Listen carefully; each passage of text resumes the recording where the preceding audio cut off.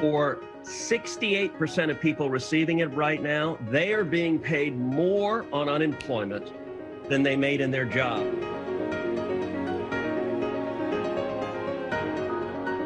Big tech has an arrogance that they believe their political views are the only ones that matter, and they're going to silence anyone who disagrees. And it's a very profitable approach.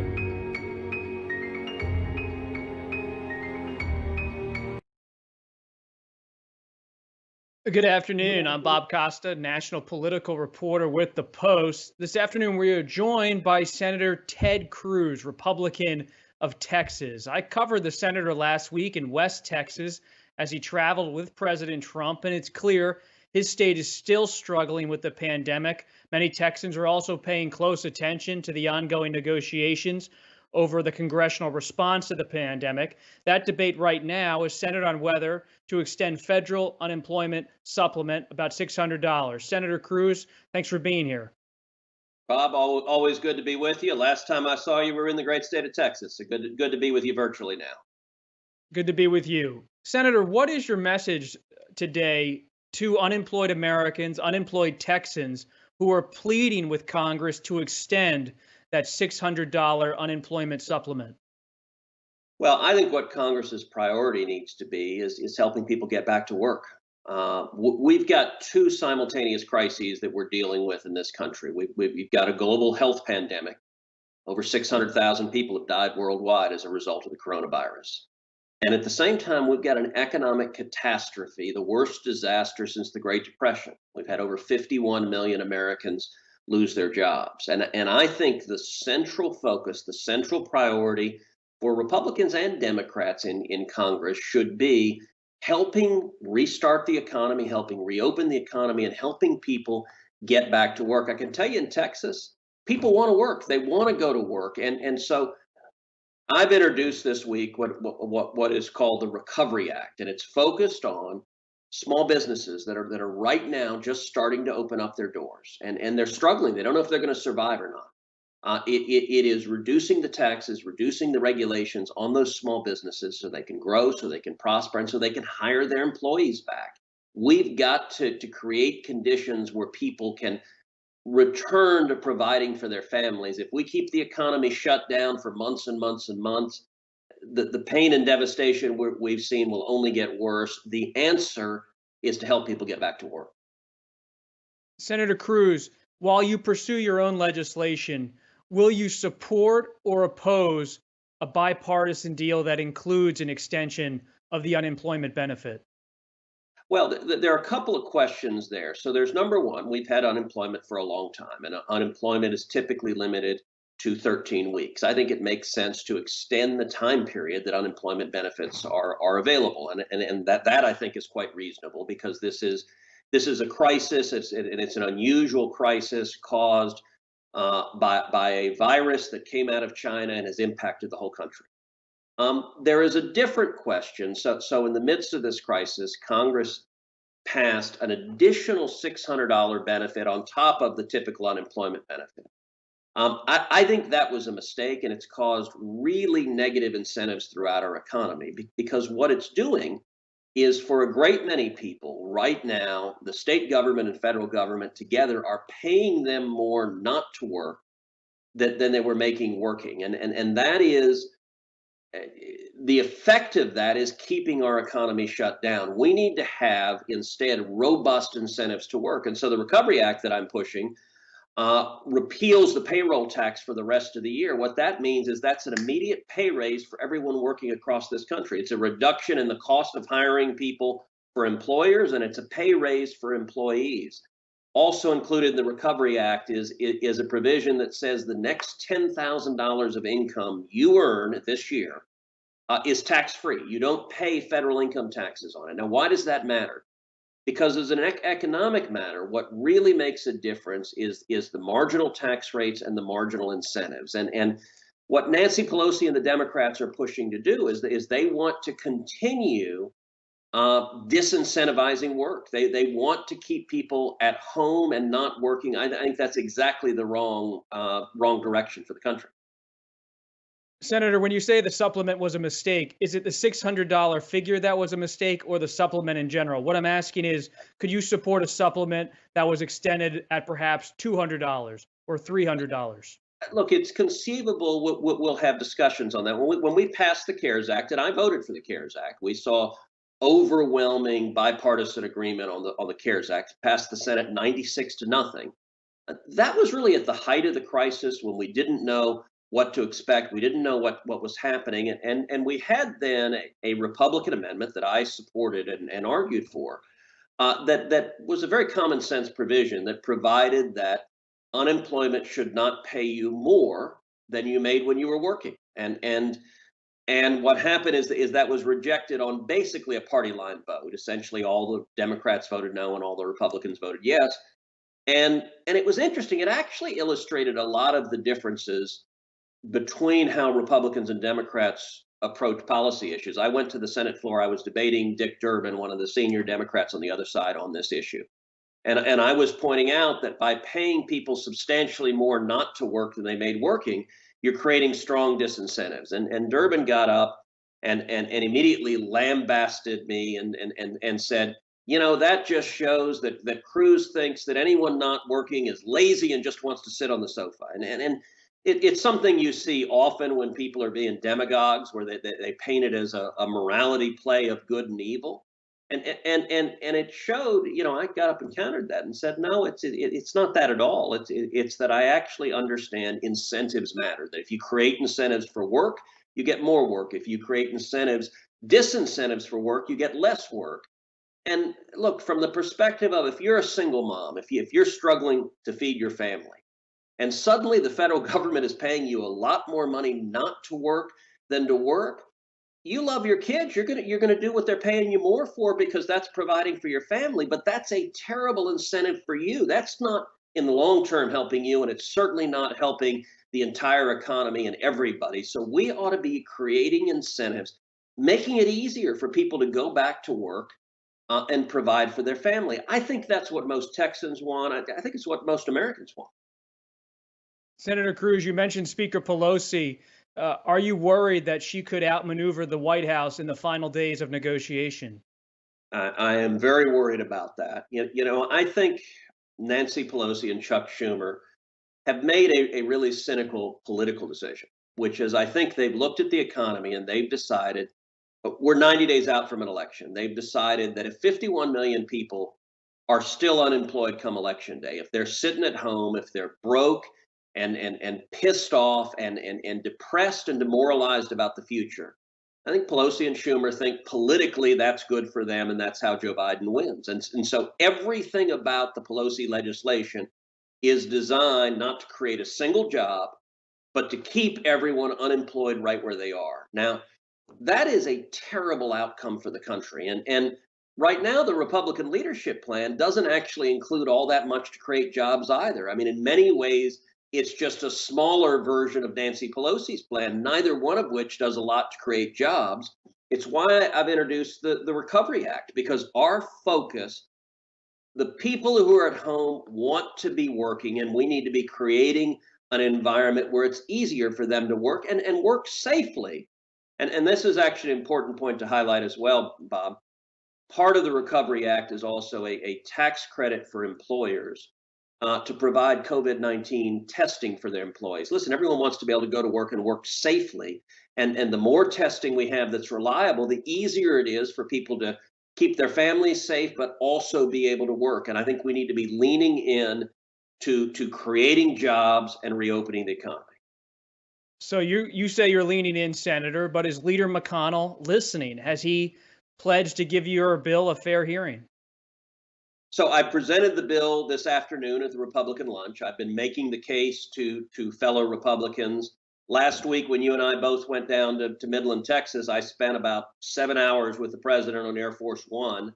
And a lot of that time was talking very directly about the president, how our critical priority has got to be getting people back to work. I think people are hearing the arguments. I know there are a lot of Republicans who are agreeing with what I'm saying, but at the same time, the reports I'm getting right now are the negotiations with Pelosi and Schumer, at least right now, are going nowhere. It may be that Pelosi and Schumer have made the decision they don't want to deal at all. They just want to go campaign and blame everything on the president. And if that's where they are, we'll see if that's where they are. Um, I think it was a mistake the way Republican leadership put together the bill, where it's many of the same policy ideas.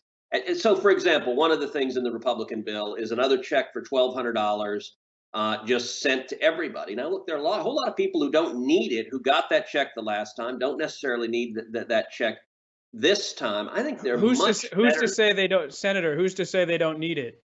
All right, well, I'll give you an example. Both of my parents got a $1,200 check. My dad's 81, my mom's 85. They're retired. They're living on Social Security. They got the $1,200 check. They didn't need it at all. The $1,200 check is basically what Pelosi's approach is, and sadly some Republicans is just basically dumping cash from a helicopter, and that money doesn't create jobs. You're much better off reducing taxes like I propose, which gives people a pay raise and gives them an incentive to go work and gives the business an incentive to move forward. That's much better off for the economy than just throwing cash at a helicopter.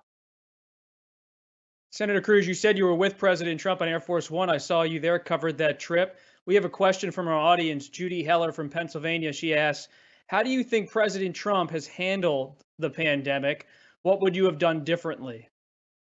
Um, Listen, I think the administration, the president, have done a number of good things. I think there were clearly rocky moments in handling the crisis. Although, to be fair, just about anyone dealing with a crisis of this magnitude, there are going to be rocky moments and What do you mean mistakes. by that? What was the Well, rocky moment you're referencing? so for example, early on, the rollout of the testing did not go well, and I think it was a serious mistake that the CDC tried to develop all of the testing in house. They tried to keep it within government. And the problem was the lab they were using to develop the early tests had a contaminant in it. So the early tests were not reliable. And then there was a whole period of time where it was practically impossible to get a test. And that was a real problem. Now, it ended up getting improved substantially when they decided let's not keep all the testing in house within government, but rather let private labs, let's let private universities develop tests and produce tests. And the FDA had been standing in the way of private labs developing tests. And once they allowed the Mayo Clinic or the Cleveland Clinic or universities or hospitals or the big major commercial testing centers to develop tests, we saw the numbers of tests increase by the millions. And so that was a mistake, but it was a mistake, frankly, from listening to the bureaucracy within government, and I was glad to see that they improved that. I do think one of the most important decisions the president made was early on January 31st. The president halted commercial air travel to and from China, and it was something I had urged him to do even earlier than that. I'd called on him to shut down air travel, but the president did it. And it's worth remembering back then, this is right when the virus was exploding in Wuhan, but it had been somewhat contained at that point initially. It had not yet expanded into a global pandemic. And when the president halted air travel into and out of China, he was excoriated. Joe Biden said it was racist and xenophobic to shut down air travel into and out of China. Nancy Pelosi, within days, introduced legislation to reverse the ban Hmm. on China air travel and it's to have more people come to and from China. The New York Times had multiple editorials blasting the president for halting the air travel. I chaired a Senate hearing shortly thereafter where we heard from experts from the CDC and the Department of Transportation and Customs and Border Patrol, and all of those experts testified that halting the travel into and out of China substantially slowed the spread of the virus, that it was a positive step that saved lives. So I think that was one of the better steps the administration did. And we need to keep being aggressive fighting this virus and using sound science and common sense to limit the spread. But we also need to be aggressive reopening the economy and letting people go back to work. You mentioned the FDA and just their sound science. The president keeps touting hydroxychloroquine, breaking with his own FDA guidance on that drug. Do you think the president should stop doing so? You know, I think this is a very strange time politically, where everything is viewed through a partisan and political lens. I can tell you personally, I've spoken to multiple doctors who are treating large numbers of patients with COVID, and multiple doctors have told me in Texas that prescribing hydroxychloroquine and zinc and erythromycin that they've seen really positive results. Now, you ask me personally, I have no idea. I'm not a doctor. No one in their right mind would take my medical advice. And what's strange about this is in today's political environment, everything is viewed through a lens of Trump. So because Trump said positive things about hydroxychloroquine, suddenly a lot of the left, a lot of the media said, oh my God, it's the worst thing on earth. You can't prescribe it. Well, no, Look, the FDA said frankly, if that. you or The I were FDA sick, said I can tell you the I've FDA offered spoken caution about it. I can tell you I've spoken to multiple doctors who've said that they've seen serious and positive results. There have been studies that have shown positive results. Some of the early studies that showed negative results were actually retracted because they had errors. And my view is simple. We ought to listen to sound science. We ought to listen to medical science. Twitter and Facebook are banning scientists and doctors talking about the data, talking about hydroxychloroquine. I think that's bizarre. I think it's wrong to be trying to silence discussion about this. Look, if I was sick, if my family was sick, we'd go to our doctor and try to get the best medical advice we could. But in today's hyper politicized world, whatever Trump said is treated as, well, we got to do it or we got to hate it because he said it. That I think people are more interested in common sense and actually solving these problems rather than everything being a political gladiatorial match. Senator, you talked about when the president made his decision on air travel from China. You've actually been sanctioned by China because of your comments about Yeah. the Chinese government, the Chinese Communist Party, on human rights, on its treatment of Muslims, on the new national security law in Hong Kong. But my question is, we know your criticism, it's out there, but what should the president, what should this administration do next? Should it walk away from trade talks because of all the issues you've outlined? So it's a great question. Let me answer it in a couple of parts. As you noted, several weeks ago, China announced they were imposing sanctions personally on me and banning me from travel to China. And I have to admit, I took that and take that as a badge of honor. For the last 8 years in the Senate, I have been trying to sound the alarm that I believe China is the single greatest geopolitical threat facing the United States for the next century.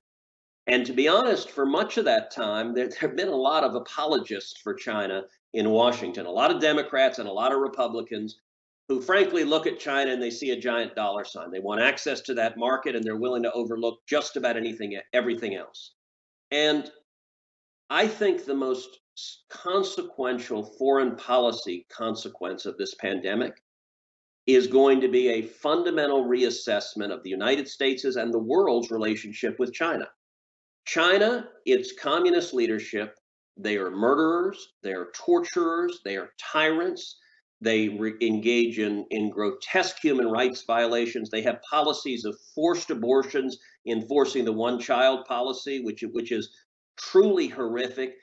And when it concerns this pandemic, their cover-ups and lies. So early on in December of last year, right when this crisis, when this outbreak was starting, there were a number of really heroic Chinese physicians, heroic Chinese scientists and journalists who tried to blow the whistle, who tried to draw attention to what was happening. And the Chinese Communist government, they arrested them, they silenced them, they punished them. Had China behaved like a responsible government and gone in with public health officials and quarantined those who were infected, there's a real possibility we could have contained this as a regional outbreak rather than the global pandemic that's cost the lives of over 600,000 people. So your question is, what should we do? What should we do is a complicated and detailed question. I've introduced about a dozen separate pieces of legislation focused on different aspects of it. One piece of legislation focuses on China's censorship of public health information like the outbreak in Wuhan of the coronavirus, and it imposes sanctions on officials that are censoring public health information because it's not just a human rights violation, it's also a national security and a health threat to the United States, as we're seeing now. Beyond So, that, mhm. yeah, go ahead. No, just one quick follow up on that, Senator. What about putting them, to use the phrase, put your money where the mouth is? What about you and other politicians returning campaign donations from U.S. corporations, corporate leaders who work directly and closely with the Chinese government? It seems like that Chinese influence is so heavy in U.S. politics, per your outline. So why continue to engage with them on a political level? Well, look, unfortunately, the breadth of it in terms of big business is almost universal. Just about every big company in America is terrified of losing access to the Chinese market. Look, your employer, the Washington Post, just about every media outlet, even though they've thrown reporters out, is still terrified of taking on and losing access to the Washington market. You look at sports leagues. Last fall in October, I did an Asia tour, and I traveled to Pearl Harbor, Japan, Taiwan, India, and Hong Kong. And it was designed really to be a friends and allies tour. So this is before the coronavirus pandemic, but I was visiting the major friends and allies that we have all surrounding China. The entire focus of the trip was on the threat of China, the military threat, the espionage threat, the theft of IP threat, the economic bullying. So while I was there, if you recall, Daryl Morey, the general manager for the Rockets, sent out a really benign tweet, which is stand for freedom, stand for democracy in Hong Kong. And the Chinese Communist government, they lost their minds, they flipped out, and the NBA proceeded to just grovel and make groveling apologies because they were terrified of losing the billions of dollars that China represents to the NBA. I was in Hong Kong then. I met with the protesters. There were about 2 million protesters took to the streets. And I said at the time, Hong Kong is the new Berlin. So you may recall I did a Sunday show by satellite from Hong Kong, dressed in all black, in solidarity with the protesters because they were dressed in all black as well, and calling out the hypocrisy. And I think we need to be willing to challenge China on every front, whether it is its violations of human rights in Hong Kong, in China, whether it's censorship, or whether it's the supply chain. You want to talk Mhm. about a big threat to American security? Is we've allowed so much of our supply chain to be pulled into China, where we're dependent. And right in the midst of this pandemic, one of the major government-controlled newspapers in China explicitly threatened to cut off the U.S. supply of pharmaceuticals as a tool of economic warfare during this pandemic. And a huge percentage of our medicines are now manufactured in China. Look, if they were to do that, that wouldn't just be economic warfare. That's actual warfare. They are threatening the health and lives of millions of Americans. So I've introduced legislation to create strong incentives to bring critical infrastructure, to bring manufacturing, to bring pharmaceuticals, to bring PPE, to bring rare earth minerals, all back to the United States so we're not subject to that kind of economic blackmail. Senator, let's turn to politics here in the final few minutes. I would just like to add, though, that when you say the Washington Post is terrified, our editor here, Marty Barron, has fought for press access in China. The Washington Post believes reporters should be on the ground covering the virus day in, day out. But looking at the convention, Senator, you saw the president said he may give his acceptance speech from the White House, a residence paid for by taxpayers. Is that a good idea or a bad idea? I don't know. We'll see. And I haven't looked at the Hatch Act restrictions and if there are limitations on that. Listen, we've never been in this situation. We've never been in the midst of a pandemic where conventions are going to be substantially virtual. And so, whether he gives it at the White House or someplace else, he's obviously going to give an address to the nation, accepting the nomination. That's important. That's an important message and time for him to lay out the vision that he's campaigning on, and I think a lot of the noise about where it is exactly, I don't think it's of huge consequence. He'll give it from a place, and the substance matters more than whatever room he happens to be sitting in. Senator, will you speak at the convention 4 years after you offered the president, then the nominee, your congratulations, but not an endorsement in Cleveland? So I don't know. I'm happy to, and I'm certainly spending a lot of time campaigning, making the case. I'm supporting President Trump for reelection because I think that the policies that have been implemented in the last 4 years have by and large been very, very positive and have produced real results. Before this pandemic, we were in the middle of an incredible economic boom.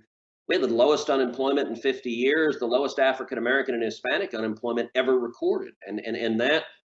Those are policies I've worked very closely with the president in implementing. I'm spending a lot of time also trying to help Republicans keep control of the Senate, trying to help Republicans take back the House. I think ever since Nancy Pelosi took the gavel, all meaningful legislation is ground to a halt, and about the only thing they've done is impeach the president. I do think we're seeing a phenomenon where the Democratic Party they've really unleashed the craziest voices in their party. The people who are driving the train, it's not Joe Biden. It's instead the voices that are ascendant are Bernie Sanders and Elizabeth Warren and AOC, and they're pushing socialism. They're embracing radical positions like abolishing the police, which, frankly, Bob, 2 months ago, if I'd have told you the Democrats are arguing for abolishing the police, you would have said, "Come on, Ted, that's a bit nuts. No one is going to embrace that." That's where the angry extreme in the Democratic Party is, and it's driving their agenda. So I think this election is massively consequential, and I want to see us move in the direction of free enterprise, of more jobs, of lower taxes, of protecting our constitutional rights, of securing our border, of keeping us safe. And I think the Democratic Party is running in a much more dangerous and much more radical direction. Are you concerned about voting by mail in Texas? I am, and if you look at voting by mail, there's number one, just the logistics of it. You look at the congressional race in New York, where 6 weeks later we still don't know who won. That there are a lot of just problems implementing it. But more broadly, voting by mail and absentee voting makes voter fraud much more possible. In the state of Texas, we allow seniors, people with significant health issues, to vote by mail, but it's fairly strictly regulated, and it works pretty well in Texas. And the history of it, it's actually quite interesting. The Texas legislation was passed when there were a lot more elected Democrats in the state legislature, and it was advocated for by elected Democrats in Texas because we had a problem of serious voter fraud in Democratic primaries in Texas, where what would happen is unscrupulous political operatives would steal people's votes. So, for example, how do you steal votes by vote by mail? An operative goes into, say, a nursing home and has ballots to vote by mail for a bunch of different people, many of whom may be of Well, less Senator, difficult. let's not speculate too much about all this, right? I'm actually not speculating. These are problems that have happened in Texas. And if you go look at on the Texas legislature, on the floor of the legislature, you had elected Democrats saying in the Democratic primaries, they were stealing votes. And it's why Texas passed voter integrity laws to restrict voting by mail, is because we were seeing voter fraud. I don't want to see voter fraud. We've seen vote harvesting in California. And what it lets people do, if you're collecting a bunch of people's votes, it lets someone who is dishonest send in the Democratic votes and throw the Republican votes in the trash. I mean, it is a vehicle that if someone is going to break the law, it makes it easier to. And I think we ought to be concerned about protecting the integrity of the election. Senator, we have 1 minute left. Two quick answers to this. As a political reporter, will you support Majority Leader McConnell for another term as GOP leader? Look, in the 8 years I've been here, nobody's run against him, and he's been voted for by acclamation each time. I have no indication it'll be any different next time.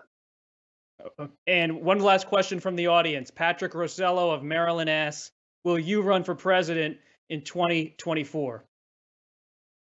I don't know for sure. I hope to run again. I got to say, in 2016, we came very, very close, and it's the most fun I've ever had in my life. I am committed to the principles I'm fighting for. I believe passionately in free enterprise and the U.S. Constitution. And so in the Senate, that's what I'm fighting for, and we may see another campaign in the future as well. Senator Cruz, thank you very much for your time. I appreciate it. Hope to see you at Thank the you, Bob. convention virtually, perhaps. Indeed. And thank you all for joining us here for Washington Post Live. Another conversation with a major lawmaker in Washington. Tomorrow, my colleague, Francis Stead Sellers, will interview Pfizer's chairman and CEO, Albert Bourla. That's Thursday, August 6th at 2 p.m. And on Friday, our Race in America series, which I know many of you have appreciated, will continue with a focus on the historical monuments debate. My colleague on the editorial side, Jonathan Capehart, will talk to former New Orleans Mayor Mitch Landrieu and the great musician Wynton Marsalis. But for now, have a good evening.